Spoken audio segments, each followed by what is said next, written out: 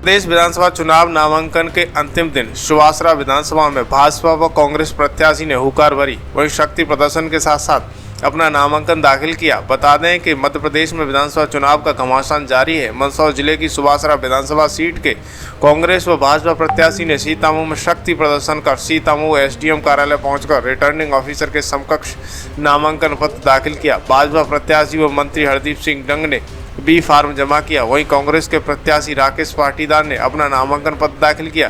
दोनों प्रत्याशियों ने रैली व समर्थकों के साथ जमकर शक्ति प्रदर्शन किया। कार्यकर्ताओं को, वरिष्ठ लीडर को धन्यवाद देता हूं कि उनके आशीर्वाद से आज पुनः पब्लिक के बीच में जाकर जो आज आनंद की प्राप्ति हुई है और जो उत्साह कार्यकर्ताओं में है। भारतीय जनता पार्टी ने जिस प्रकार से विकास के काम किए हैं, जन हितैषी योजनाएं जो जन जन तक पहुँचाई है, आज फार्म भरने में वो जोश यहाँ के कार्यकर्ताओं में नज़र आया है। और मेरा मानना है कि जब 17 तारीख को वोटिंग होगी तो भारतीय जनता पार्टी के पक्ष में कमल का बटन जरूर दबेगा। ये आपको क्या प्रमुख मुद्दे रहेंगे? प्रमुख मुद्दे तो जो हमारे थे बिना मांगे शिवराज सिंह जी चौहान साहब ने पूरे किए हैं। चाहे वो चंबल मैया का पानी किसानों के खेत तक हो, पीने का पानी घर घर हो, यहाँ पर कॉलेज हो, यहाँ पर CM राइज स्कूल हो, सड़कें पुल पुलियाँ हों, जो मांगा वो माननीय शिवराज सिंह जी चौहान साहब और मोदी जी ने दिया है। और विकास ऐसी चीज़ है जो लगातार सतत रूप से चलती रहती है और जो यहाँ पर गांव-गांव में जो विकास की रहती मांगे रहती है वो सतत करते रहेंगे। कांग्रेस पार्टी ने भी आज अपना शक्ति प्रदर्शन करके नामांकन पत्र दाखिल किया। उनमें शक्ति बची नहीं है, अब खाली प्रदर्शन रह गया है, क्योंकि अब जनता उनको जान चुकी है। वो ज़माना भी याद है जनता को जब केरोसिन 1-2 लीटर लाते थे और चिमनी और लाइटें जलाते थे, और उस युग को अगर किसी ने समाप्त करा है तो उनका नाम शिवराज सिंह जी चौहान साहब है। तो वो खड्डे, वो सड़कें, सड़क में खड्डे में सड़क जो होती थी वो दिन अच्छी तरह याद है। तो आज जो क्षेत्र में विकास दिख रहा है वो भारतीय जनता पार्टी की देन। बिल्कुल, मैंने भारतीय राष्ट्रीय कांग्रेस पार्टी से मुझे प्रत्याशी बनाया गया है, तो आज मैंने अपना नामांकन हमारे वरिष्ठ नेता भुवनेश्वर सिंह जी, दीपकड़ा जी, जगदीश फौजी जी, करमवीर सिंह जी भाटी के सभी ने मिलकर हमने आज नाम निर्देशन पत्र दाखिल किया है। आगे क्या रणनीति है? देखो, हमारी प्राथमिकता है इस क्षेत्र की सेवा करना, क्योंकि 3.5 साल पहले भी मैं भारतीय राष्ट्रीय कांग्रेस पार्टी से प्रत्याशी बना था। कुछ कमियां रही होगी, उनको दूर करके हमने 3.5 साल लगातार क्षेत्र की सेवा करी, जहां पर जनता का अपार स्नेह और प्यार मिला। तो आज वापस भारतीय राष्ट्रीय कांग्रेस ने मुझे अपना उम्मीदवार बनाया है, तो निश्चित ही हम इस क्षेत्र के जितने मुद्दे हैं उन सारे मुद्दों पे काम करेंगे और जनता की आवाज़ जो है वो आवाज़ को उठाएंगे। स्थानीय मुद्दे हैं क्या आपके? स्थानीय मुद्दे बहुत सारे हैं। आज किसान पूरा कर्ज में डूबा हुआ है।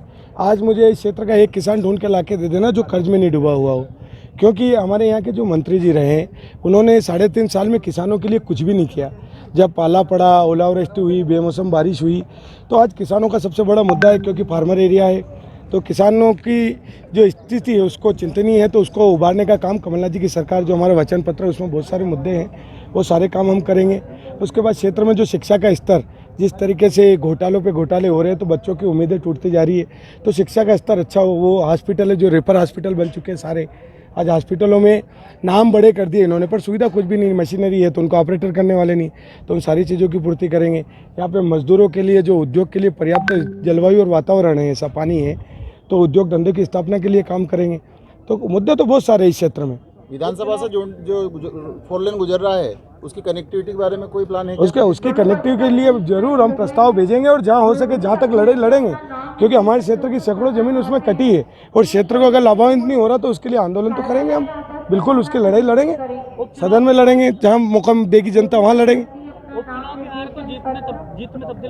जनता तब्दील करेगी, जनता का आशीर्वाद है। आप आज आपने देखा अपार जन समर्थन था।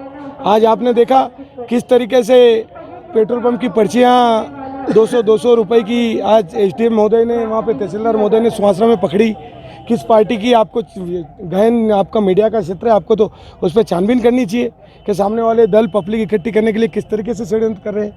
और कैसे षड्यंत्र रचे जा रहे हैं? वो तो बहुत सारे उनके जितने भी तरह के, वो तो आजकल क्या है, उनके पास मुद्दे क्या है, वो तो हथकंडे अपना कर ही चुनाव जीतना चाहते हैं, लोगों को जाति धर्म संप्रदाय में बांट कर चुनाव लड़ना चाहते हैं। चैनल के माध्यम से लोगों को क्या संदेश दे रहे हो? मैं तो इस क्षेत्र की जनता को एक ही संदेश देना चाहता हूँ कि आइए आप और हम सब लोग इस लोकतंत्र के महापर्व में अपनी आहुति लगाएं और वो आहुति मतदान के रूप में सत्ता परिवर्तन के लगाए, क्योंकि बहुत हो गया भ्रष्टाचार, बहुत हो गई लूट, बहुत हो गई किसानों की आत्महत्या, बहुत हो गई पढ़े लिखे नौजवानों की आत्महत्या, बहुत हो गई बेरोजगार लोगों की आत्महत्या, और बहुत हो गई हमारी महिला और छोटी बच्चियों पे अत्याचार। अब ये बदलाव की सरकार कमलनाथ जी की सरकार बनाए। ईवीएम हैक होने के आरोप लगाए थे, इस बार कितना आश्वस्त है कि निर्वाचन? देखो, ये भारत निर्वाचन का काम है, हमारा काम है हमको जहाँ नज़र आता है उसको बताना। कहीं ना कहीं अगर संशय की स्थिति आएगी तो फिर बोलेंगे।